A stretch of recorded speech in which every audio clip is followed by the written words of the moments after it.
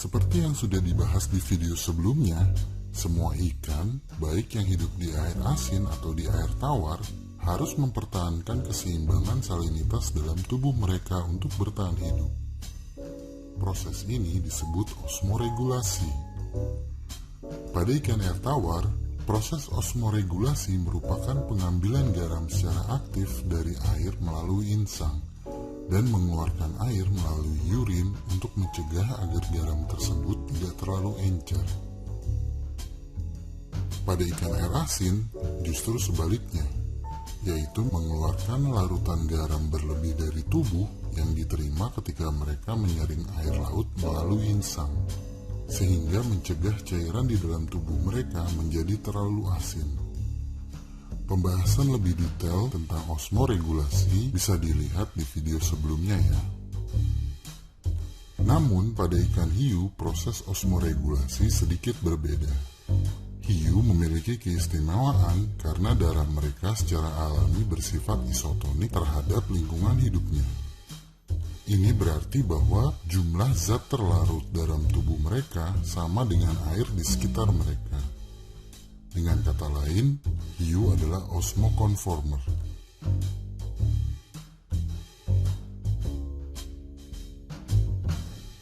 Sebagian besar ikan hanya dapat hidup di satu habitat, yaitu air asin atau air tawar, karena mereka tidak dapat mengubah cara mereka melakukan osmoregulasi. Tetapi ada beberapa spesies yang menghabiskan masa hidup mereka di dua habitat tersebut, karena mereka dapat beralih di antara dua metode osmoregulasi. Spesies ini dikenal sebagai euryhalin atau diadrom. Kategori ini dibagi menjadi dua, yaitu katadrom dan anadrom. Mari kita bahas secara singkat. Ikan katadrom menetas atau dilahirkan di habitat laut. Lalu mereka bermigrasi ke daerah air tawar, di mana mereka menghabiskan sebagian besar kehidupan mereka. Saat dewasa, mereka akan kembali ke laut untuk bertelur. Katadrom berarti berjalan ke bawah. Ini mengacu pada migrasi ikan dewasa ke arah laut. Sementara ikan anadrom adalah kebalikan dari ikan katadrom, yaitu mereka menetas dan tumbuh di air tawar, kemudian bermigrasi dan menjadi dewasa di lautan. Lalu ikan dewasa akan bermigrasi kembali untuk berkembang biak di habitat air tawar. Anadrom berarti berlari ke atas, yaitu ke arah hulu sungai. Waktu dan durasi dari migrasi sangat bervariasi berdasarkan spesies. Demikian juga dengan jarak tempuhnya. Beberapa spesies bahkan melakukan perjalanan migrasi hingga ratusan kilometer untuk bertelur dan berkembang biak. Berikut adalah 10 ikan yang telah berevolusi menjadi euryhalin untuk bisa bertahan di kedua lingkungan. Sturgeon. Tahu kaviar? Kaviar berasal dari ikan yang terlihat seperti ikan prasejarah ini. Ikan sturgeon dewasa menghabiskan sebagian besar hidupnya di dalam air asin. Tetapi mereka bermigrasi untuk bertelur ke sungai air tawar tempat mereka memulai hidup. Telur mereka dilekatkan pada bebatuan di dasar sungai. Mulai dari mereka menetas sampai mereka remaja, ikan sturgeon menghabiskan kehidupan mereka di sungai air tawar, sampai mereka cukup besar untuk pindah dan hidup di lautan terbuka. Ikan hiu gergaji. Ikan yang terancam punah ini berasal dari Indo-Pasifik Barat. Mereka hidup di habitat laut yang dangkal, tetapi sering ditemukan di muara dan di sungai. Ikan hiu gergaji menempuh jarak yang cukup jauh dari laut ke muara untuk melahirkan. Anak hiu akan menghabiskan tahun-tahun awalnya di lingkungan air tawar. Mereka melakukan migrasi ini untuk menghindarkan bayinya dari pemangsa yang lebih besar, termasuk hiu dan buaya air asin. Salmon sockeye. Salmon adalah ikan jenis Euryhalin yang paling umum.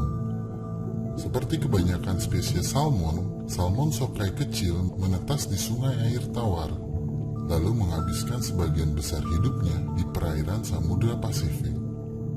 Mereka akan kembali ke sungai tempat mereka lahir untuk bertelur. Dan ini terjadi hanya sekali, setelah itu mereka kemudian mati.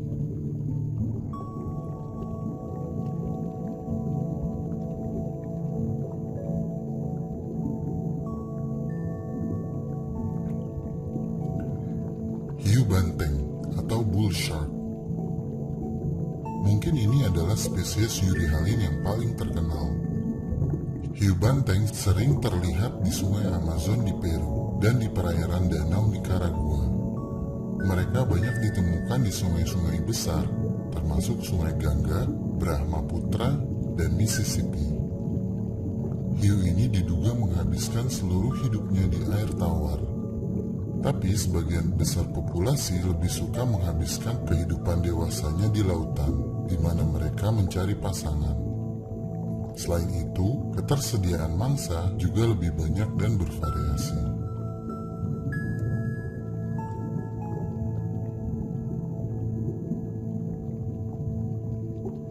Kakap putih atau baramundi. Baramundi banyak ditemukan di seluruh perairan Indo-Pasifik Barat. Spesies ini menghabiskan sebagian besar hidupnya di sungai air tawar, tetapi bermigrasi ke hilir dan muara pada awal musim hujan untuk kawin dan bertelur. Telur baramundi membutuhkan air payau yang ditemukan di muara dan dataran pasang surut untuk menetas dan bertumbuh besar.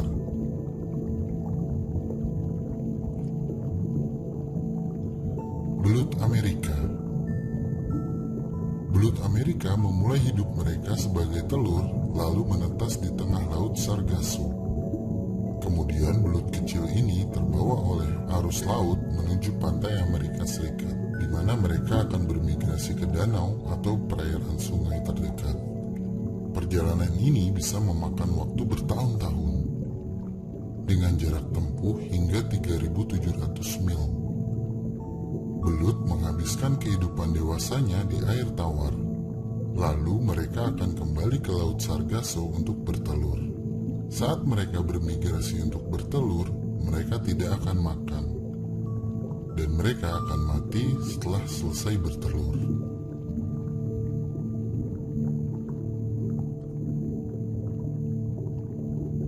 Ikan pari Atlantik. Ikan pari kecil ini ditemukan di Samudra Atlantik bagian barat, di sebagian pantai timur Amerika Serikat dan Meksiko. Mereka mampu mentolerir berbagai salinitas yang berbeda. Ikan pari ini adalah satu-satunya jenis Elasmo branch air tawar di Amerika Utara.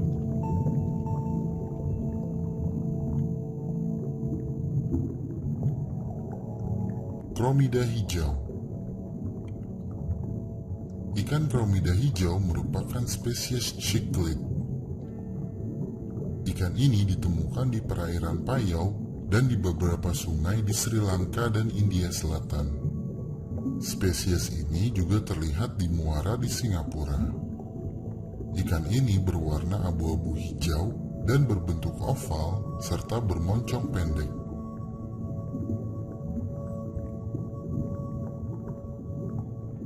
Desert pupfish. Ikan ini adalah sepupu dari ikan gapi yang terkenal. Ikan ini bukan hanya lucu, tetapi juga ikan yang tangguh. Mereka sangat toleran terhadap kondisi lingkungan yang ekstrim. Ikan ini memiliki kemampuan untuk bertahan hidup dalam suhu air yang bisa melebihi 110 derajat Fahrenheit. Dan dapat mentolerir air 2 kali lipat lebih asin dari laut.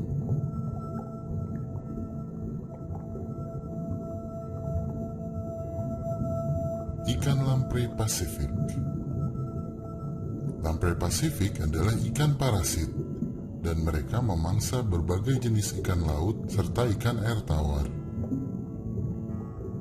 Setelah menghabiskan 1 hingga 3 tahun di lingkungan laut, lamprey Pasifik berhenti makan dan bermigrasi ke air tawar. Mereka akan hidup di habitat air tawar selama sekitar 1 tahun sebelum bertelur.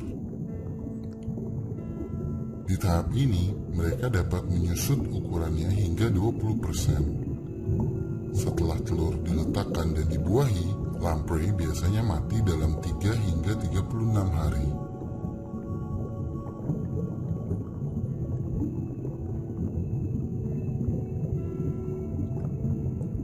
Aku yakin masih banyak ikan Euryhalin yang lain yang belum disebutkan. Mungkin teman-teman bisa membantu menyebutkannya di kolom komentar. Kebalikan dari Euryhalin adalah Stenohalin. Ikan Stenohalin hanya dapat bertahan di dalam tingkat salinitas yang terbatas. Sebagian besar ikan, baik ikan air tawar atau air laut, adalah Stenohalin, dan mereka tidak dapat hidup di habitat yang berlawanan. Meskipun banyak ikan Euryhalin yang dapat mentolerir perubahan ekstrim dalam salinitas, sebagian besar memerlukan perubahan atau adaptasi bertahap dari satu lingkungan ke lingkungan yang lain untuk memastikan tubuh mereka melakukan penyesuaian yang diperlukan. Demikian pembahasan tentang ikan Euryhalin di video ini. Semoga membawa manfaat. Sampai jumpa di video selanjutnya.